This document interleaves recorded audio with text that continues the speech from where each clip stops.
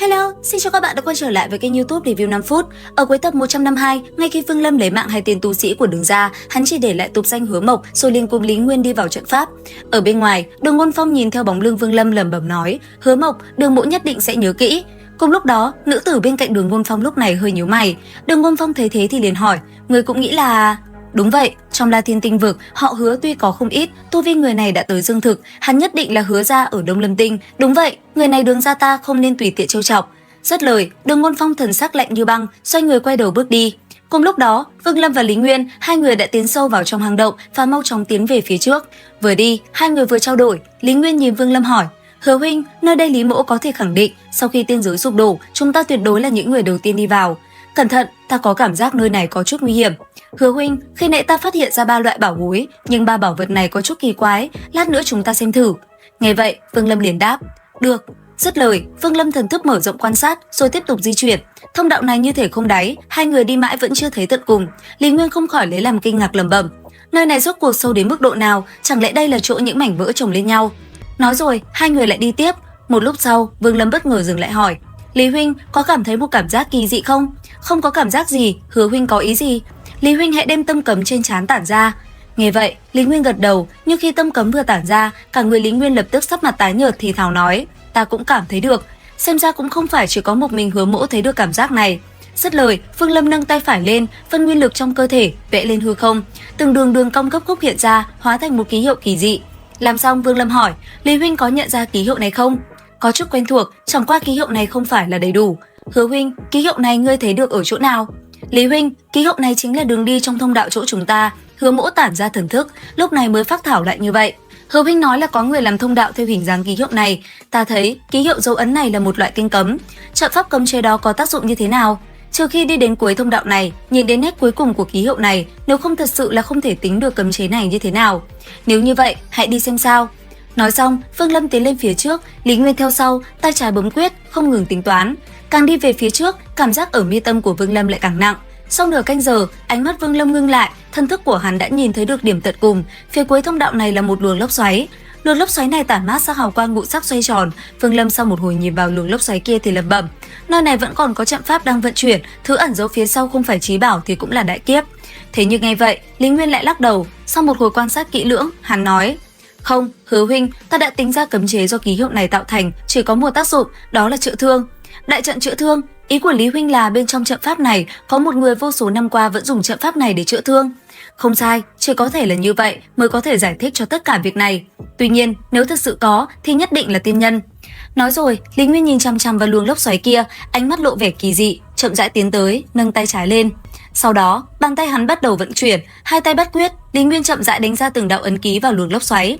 Nhìn đồng đội như vậy, Vương Lâm ánh mắt bình tĩnh nhìn chăm chú. Một lúc sau, Lý Nguyên bất ngờ xoay người, nhìn Vương Lâm nói: "Hứa huynh, không phải là ngươi muốn có tiên thuật hay sao? Nói không chừng giờ phút này tiên nhân kia đã cực kỳ suy yếu, chúng ta có thể bắt được hắn."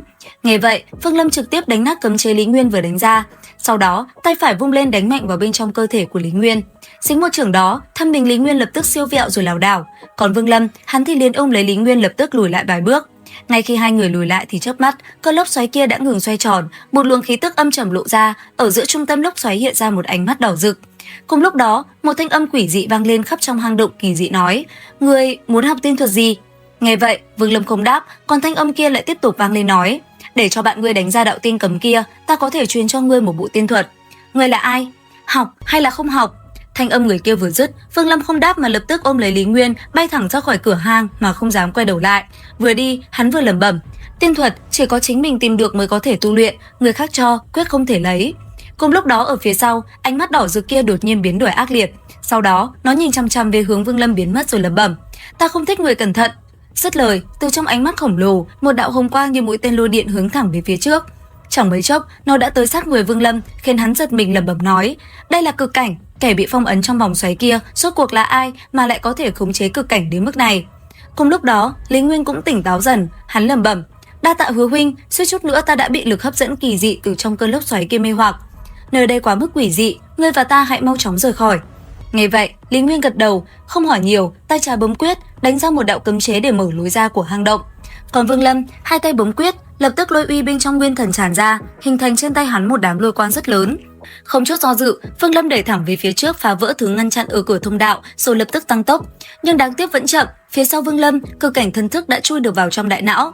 Cùng lúc đó, trận pháp cấm chế ở lối vào mở ra, Vương Lâm cùng Lý Nguyên không kịp nghĩ ngợi mà lập tức lao tới cửa ra.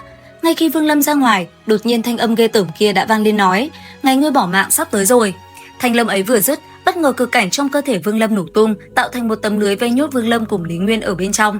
Tuy nhiên, Vương Lâm nén đau, hắn lập tức phá tan những gì cản đường mình và cùng Lý Nguyên mau chóng bỏ chạy về phía xa.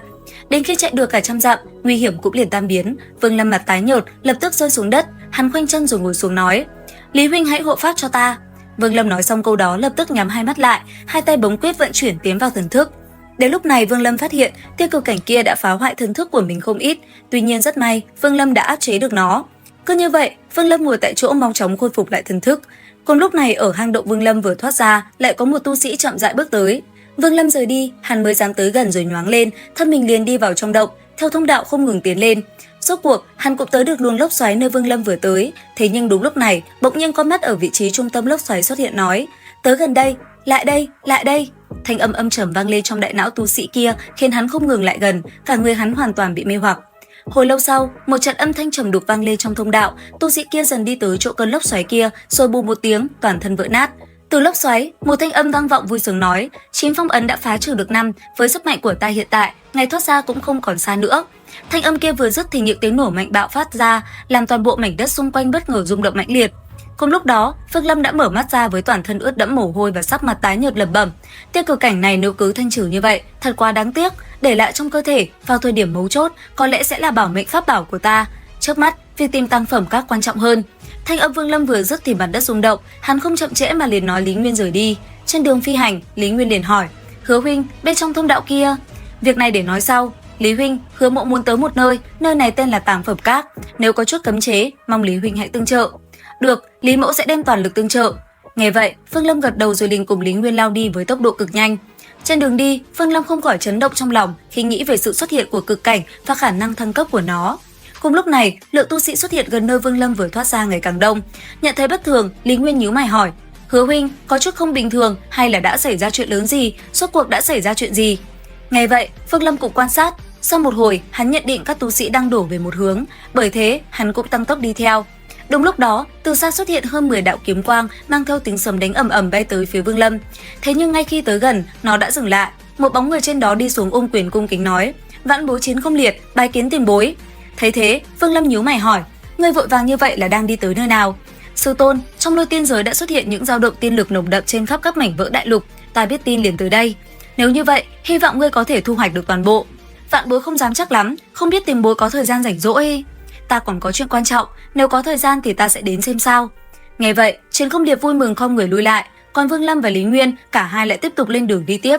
Vương Lâm vừa đi, một nữ tử mặc áo trắng mới hạ giọng hỏi: "Chiến đại ca, người vừa rồi..." Đó là một vị tiền bối cao nhân, có thể gặp được hắn chính là phúc phận của Chiến mỗ. Còn Vương Lâm, không lâu sau, hắn đã tới được vị trí trung tâm của phần lớn mảnh vỡ trên lôi tiên giới. Đến đây, Vương Lâm hỏi: "Lý huynh, người xem có thể tìm ra chút manh mối nào không? Nơi đây quả thật là có gợn sóng cấm chế, tuy rằng rất nhỏ, nhưng ta vẫn cảm nhận được. Hứa huynh, ta cần một ít thời gian." Nói rồi, Lý Nguyên khoanh chân ngồi xuống hư không, liên tục bấm quyết đánh vào hư không. Chẳng bao lâu sau, hư không dần lộ ra hư ảnh của một tòa lầu cát vươn lên như hai cặp sừng trâu chĩa thẳng lên trời. Thấy thế, Lý Nguyên trầm giọng nói: "Hứa huynh, nếu hoàn toàn giải trừ cấm chế này sợ là rất lâu, nhưng nếu ngươi đi vào, ta có thể giúp. Nếu vậy, hãy đưa ta vào. Lý huynh, hãy ẩn mình cẩn thận, nơi đây nguy hiểm, không nên lưu lại lâu, sau khi lấy được tiên thuật, chúng ta sẽ rời khỏi." Nghe thế, Lý Nguyên gật đầu rồi liền kết ấn hô lớn: "Tâm cấm, tán." Dứt lời, dấu ấn mở ra một thông đạo hình tròn chập chờn bất ổn. Lý Nguyên hét lớn: "Vào!" Nghe vậy, Vương Lâm lập tức hóa thành tia chớp vọt qua thông đạo để tiến vào trong. Không lâu sau, Vương Lâm đã bước vào một không gian khác. Đúng lúc Vương Lâm vừa tới, một thanh âm vang lên quát: "Kẻ không phải người của tứ tộc mà dám xông vào cấm địa, bỏ mạng cho ta." Đến đây thì hết tập 153 tinh nghịch. Theo dõi kênh YouTube Review 5 phút để biết thêm chi tiết nhé. Xin chào và hẹn gặp lại.